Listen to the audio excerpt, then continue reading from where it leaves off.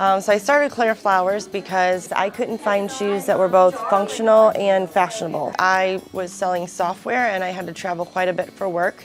And I found that I was buying a new pair of black shoes every 2 or 3 weeks, wearing them on my sales trip and then throwing them away because they were just destroyed from being in airports and on planes and trains and driving and walking around on city streets. One week I was in Manhattan at our corporate headquarters and I started looking at my shoes and cataloging all the ways that they were undergoing significant wear and tear and how I might fix those things.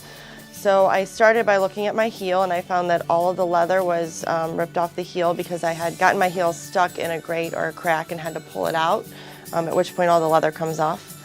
And then I also noticed that my heel caps were worn and rather than being the shape they should be, they were rounded at the corners.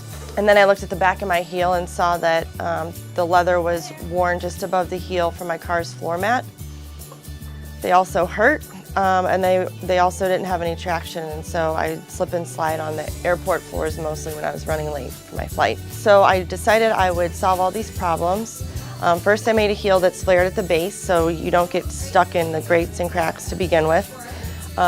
Then I made a heel cap that's made of TPU, and that's the material they use to make roller skate wheels, so you don't have to replace them. And then I also put hardware just above the heel where the car floor mats had been wearing the weather. And then finally I put a treaded outsole in the leather. So this is really important because it gives you traction when you're running late for the flight or when I was running in the rain.